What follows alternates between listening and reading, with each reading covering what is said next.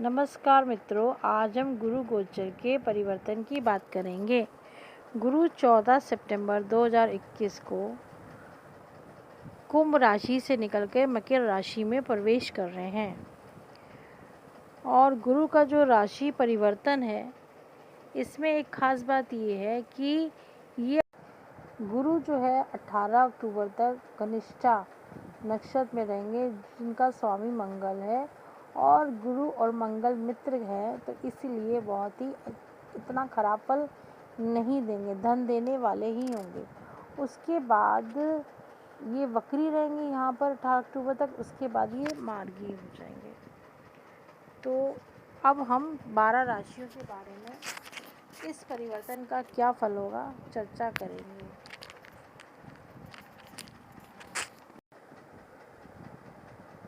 मेष राशि में गुरु का गोचर 10वें भाव में हो रहा है, जो आपके कर्म का भाव है। वहाँ पे गुरु वक्र अवस्था में धन तो देंगे, परंतु कर्म में कुछ परिवर्तन का योग आ सकता है। कुछ ट्रांसफ़र का योग या बाहर जाने का योग, यात्राओं का योग इस तरह से दिख रहा है। दूसरा, ये धन भाव को अपनी 5वीं दृष्टि से देखेंगे तो धन को तो बढ़ाएंगे, किंतु राहु की वहाँ होने से अगर वाणी के द्वारा आप कुछ गलत शब्द का प्रयोग करते हैं या कुछ मिसयूज़ करते हैं अपनी वाणी का, तो घर में कलेश पैदा हो सकता है। दूसरा, इनकी जो है सप्तम दृष्टि भूमि, माता, वाहन, मकान के सुख के भाव में पड़ती है, चौथे भाव में पड़ रही है, तो वहाँ पे तो वृद्धि होता हुआ दिख रहा है। मित्रों से सहयोग, माता के से सहयोग, भूमि मकान संपत्ति का लेने का योग बन रहा है और ये तो फ़ायदे वाली चीज़ काफ़ी दिख रही है। या आपने कोई मकान लिया हुआ है, उसमें ऋण चाहते थे, ऋण नहीं हो पा रहा था, ऋण हो जाएगा, ये सब चीज़ें दिख रही हैं। दूसरी चीज़, छठे घर में जब दृष्टि पड़ रही है तो रोग जो आपको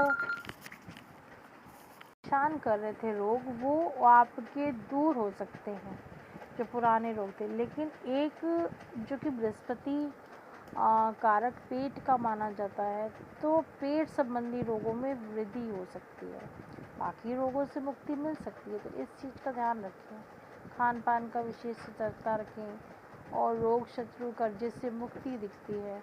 इस समय ऋण चुकाने की कोशिश करें और ये गोचर आपके लिए लमसम अच्छा ही माना जाएगा। वृषभ राशि वालों के लिए गोचर नवम भाव में हो रहा है।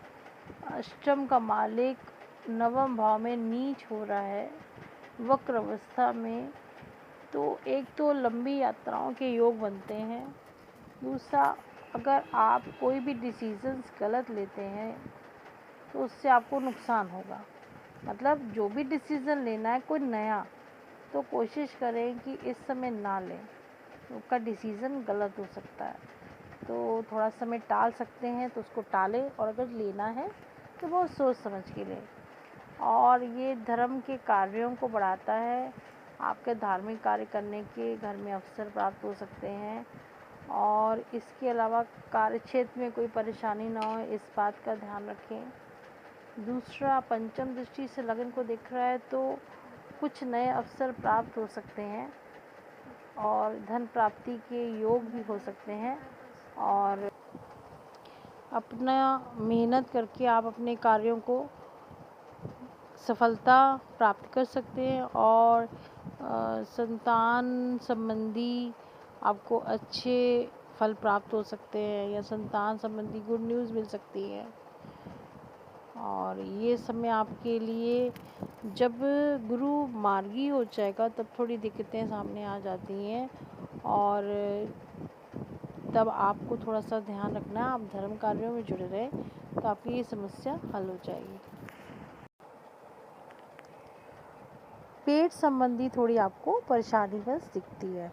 मिथुन राशि वालों का सप्तम भाव और दशम भाव का स्वामी होके अष्टम में गुरु जा रहे हैं वक्रगत होके, तो थोड़ी तो परेशानी होगी, लेकिन फिर भी एक तो शनि की आपको ढैया चल रही है, तो आपको थोड़ा-सा ये ध्यान रखना है कि कार्यक्षेत्र में कोई परेशानी अचानक आ सकती है, या आपको ट्रांसफ़र वग़ैरह ऐसी अनचाही जगह पे हो सकता है, या कुछ समय के लिए आपको किसी तो अनचाहे टूर की वजह से आपको परेशानी हो सकती है, आप नहीं जाना चाहते हैं अगर।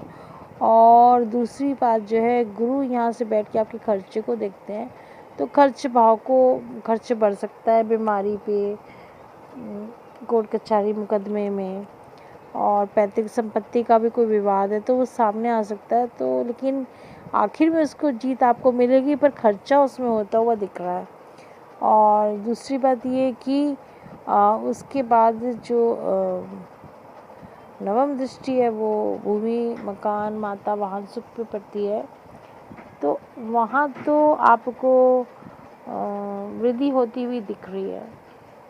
बाकी ये गोचर है, बस अपना पेट खराब हो सकता है, आपका स्वास्थ्य संबंधी परेशानी हो सकती हैं, ये सब चीज़ें दिख रही हैं। और पैसे का लेन देन जो करना है वो सोच समझ के निर्णय लें कि आपका पैसा फंस ना जाए।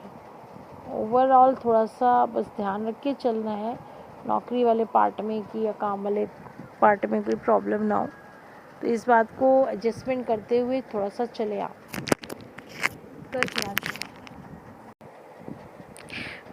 कर्क राशि कर्क राशि वालों के लिए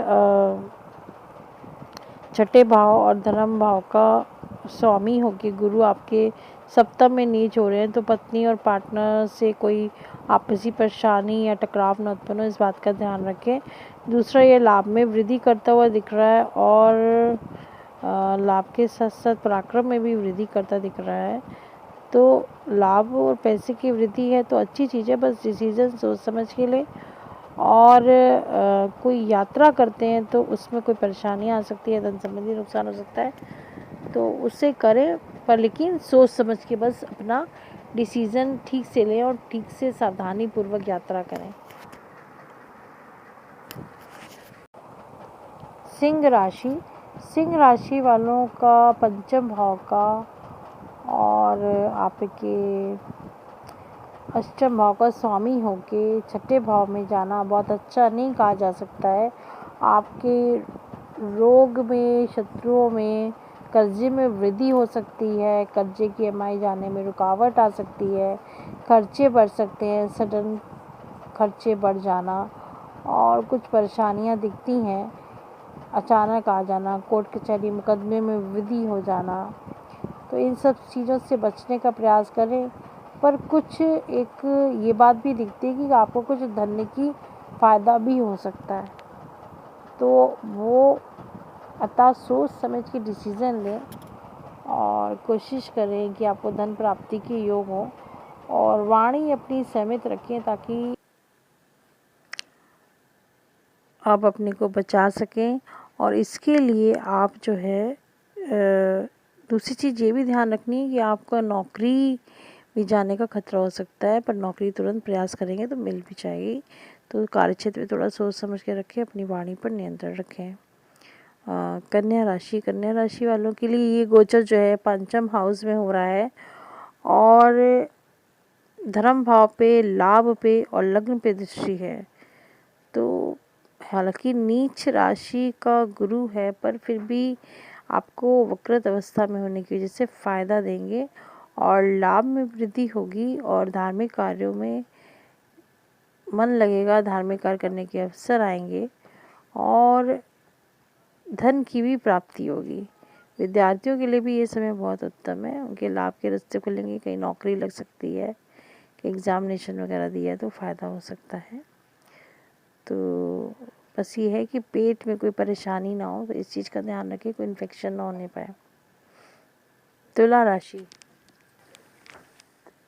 राशि वालों के लिए गोचर जो है चौथे भाव में हो रहा है, तो चौथे भाव में कलेश हो सकता है, प्रॉपर्टी संबंधी, भूमि मकान वाहन संबंधी परेशानियां आ सकती हैं। अष्टम पे दृष्टि पड़ रही है, तो गुप्त शत्रु से या दोस्तों से या रिश्तेदारों से परेशानियां आ सकती हैं, इसका थोड़ा ध्यान रखें।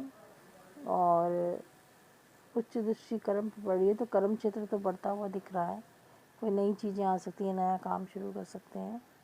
इसके अलावा खर्चे भी बढ़ते दिख रहे हैं, बस पैसा इन्वेस्टमेंट करते हुए ध्यान रखें कि आपका पैसा नहीं खर्च हो तो सही जगह पे खर्च हो, बस फंसे ना कहीं, क्योंकि वह भाव पे दृष्टि है तो वह बढ़ता हुआ दिख रहा है। तो समय थोड़ा परेशानियों वाला ही है, तो जो भी कार्य करें सोच समझ के करें।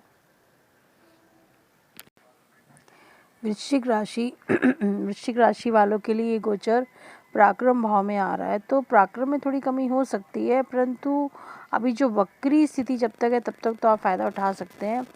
तो ये पराक्रम से धन लाभ का योग, धर्म का सहयोग, धार्मिक कार्यों में लिप्त होंगे और ईश्वर का सहयोग मिलेगा।